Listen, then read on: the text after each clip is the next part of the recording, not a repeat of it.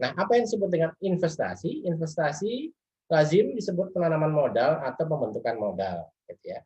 Istilah investasi dapat diartikan sebagai pengeluaran yang dilakukan investor atau penanam modal atau perusahaan untuk membeli barang dan perlengkapan produksi demi menambah kemampuan memproduksi barang atau jasa yang tersedia dalam perekonomian. Investasi dapat didefinisikan sebagai tambahan bersih terhadap modal saham yang ada.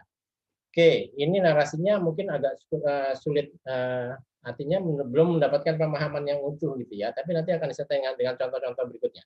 Oke, kalau kita masuk ke dalam uraian penggambaran apa itu apa namanya jenis-jenis investasi, kita akan melihat bahwa ada real asset, ada finansial asset.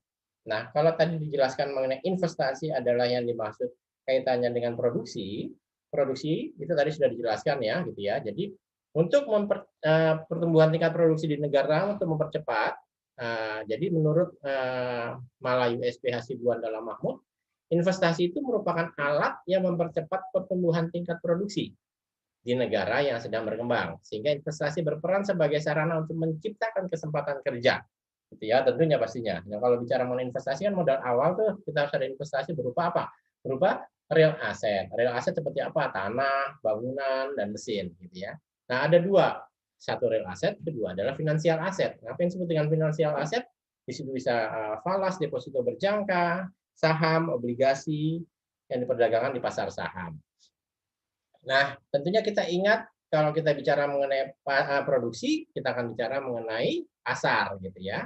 Nah, di dalam pasar ini pun kaitannya dengan pasar apa namanya, pasar barang dan pasar uang, gitu ya. Jadi kalau saya bicara mengenai pasar dan pasar uang, mudah-mudahan masih refresh nih. Jadi artinya begini, ketika bicara mengenai jenis-jenis investasi yang kaitannya dengan produksi tadi, nah tentunya juga kita akan berhubungan dengan apa yang disebut dengan pasar uang dan pasar barang. Kenapa disebut seperti itu? Karena kaitannya dengan pengaruhnya. Nah, apa-apa saja yang akan berpengaruh dalam jenis investasi, dalam investasi, kaitannya dengan real asset dan finansial asset. Real asset itu adalah pasar barang, finansial asset itu adalah pasar uang, gitu. Nah, jadi kita akan bicara mengenai pengaruh-pengaruhnya. Nah, apa dalam pengaruh-pengaruhnya? Nah, nanti kalau kita masih ingat tadi di rumus pendapatan nasional itu kita mengenal ada konsumsi, investasi, dan government spending. Kalau kita uraikan lagi misalnya, apa yang mempengaruhi investasi? Yang mempengaruhi investasi kan adalah pendapatan dan juga suku bunga, gitu ya. Itu di pasar barang. Lalu di pasar uang seperti apa? Nah, di pasar uang kan ada money apa namanya permintaan uang dan penawaran uang, gitu ya, money supply dan money demand. Nah, di dalam itu kalau kita masih ingat, itu ada faktor juga mengenai pendapatan dan suku bunga, gitu ya. Nah, itu sebabnya kalau bicara mengenai jenis investasi, kita akan berkaitan dengan erat dengan faktor-faktor yang tadi saya uraikan. Semoga masih ingat. Oke, kita kembali lagi dalam uraian mengenai jenis investasi. Diingat bahwa jenis investasi dibagi dua, yaitu mengenai real aset dan finansial aset. Oke, berikutnya adalah menurut Mankiw dalam Mahmud, jenis pengeluaran terdiri dari investasi bisnis tetap, investasi residensial, investasi tetap apa saja, peralatan, perusahaan untuk produksi dan seterusnya, investasi residensial, rumah baru untuk tempat tinggal dan seterusnya, investasi persediaan, ini bisa dilihat ya jenis-jenis investasi menurut Mankiw dalam Mahmud ya. Oke, berikutnya adalah faktor-faktor yang mempengaruhi investasi. Oke, kita masuk ke dalam faktor-faktor yang mempengaruhi investasi tadi ya. Kalau kita masuk ke dalam pembahasan mengenai faktor-faktor yang mempengaruhi investasi, di awal tadi di sebelumnya saya sudah menjelaskan ada investasi yang kaitannya dengan pasar barang, ada yang kaitannya dengan pasar uang. Nah, faktor-faktor tadi ini yang kita uraikan. Nah, namun di sini tadi sudah kita kelompokkan. Nah, berikutnya ini diuraikan lagi. Faktor-faktor apa saja yang mempengaruhi investasi? Keuntungan yang diramalkan akan diperoleh, yaitu adalah mengenai ekspektasi price atau ekspektasi keuntungan di masa depan, gitu ya. Kalau keuntungan di masa depan akan meningkat, tentunya investasi turun atau naik, akan naik, gitu ya. Nah, berikut juga dengan suku bunga. Nah, bagaimana dengan suku bunga? Nah, kalau suku bunga turun, itu naik atau turun kaitannya dengan investasi, gitu ya. Nah, suku bunga, jika suku bunga turun, tentunya akan menyebabkan investasi menjadi naik, gitu ya. Kenapa? Karena biaya memegang uang, orang akan lebih mengalokasikan uangnya ke investasi daripada menyimpan uangnya di bank. Jadi otomatis kalau suku bunganya negatif atau turun, investasinya naik, gitu ya. Semoga paham nih ya, karena hubungan suku bunga dan investasi adalah negatif. Jadi kalau suku bunganya turun, investasinya ya naik, gitu ya. Karena suku bunga adalah menggambarkan mengenai biaya memegang uang. Kalau biaya memegang uangnya rendah, ya orang akan mengalokasikan uangnya ke dalam bentuk investasi. Investasi tadi dalam apa? Dalam real asset tadi, gitu ya.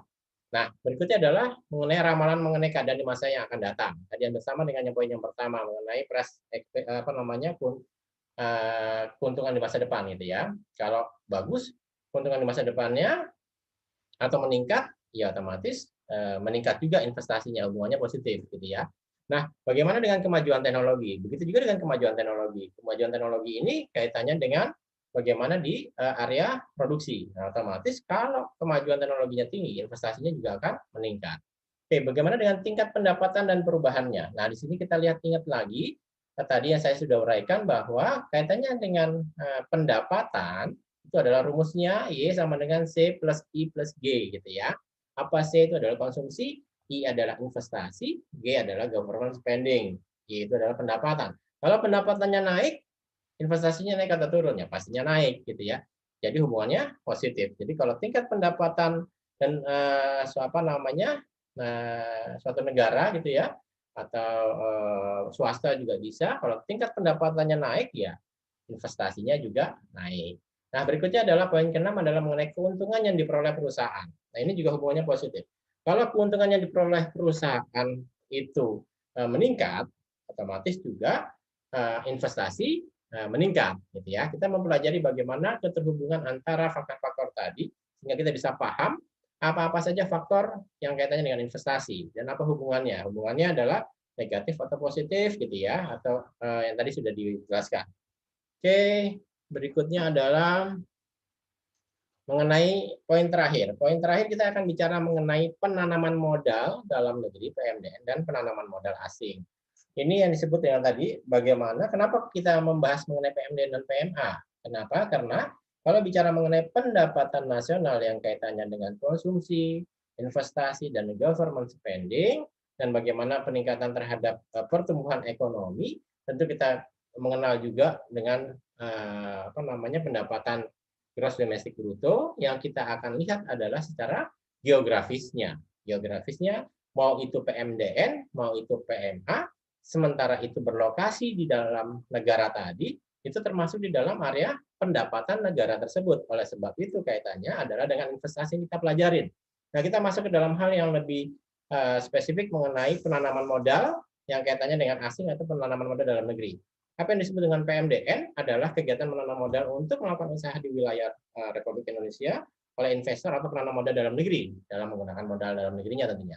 Nah, kalau PMA adalah penanaman modal asing sepenuhnya maupun berpatungan dengan penanaman modal dalam negeri. Nah, berikutnya kita masuk ke dalam modal asing atau swasta yang ditanamkan dibedakan menjadi investasi langsung dan investasi tidak langsung. Investasi langsung berarti perusahaan dari negara penanaman modal secara de facto dan de jure melakukan pengawasan aset atas aset yang ditanamkan di negara pengimpor modal dengan cara investasi. Investasi langsung dapat mengambil beberapa bentuk, yaitu pembentukan cabang perusahaan di negara pengimpor modal. Ini ya juga kaitannya dengan pembentukan perusahaan di mana perusahaan dari negara penanaman modal memiliki mayoritas saham. Nah, ini kaitannya dengan kepemilikan dan bagaimana kantor pusatnya bertempat di sini kah atau di dalam negeri atau dalam negeri hanya sebagai cabangnya misalnya.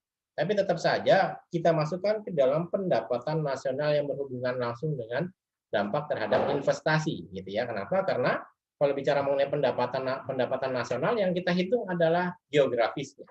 Mau tempatnya di mana, mau pemiliknya bukan tempatnya, mau pemiliknya siapa, gitu ya.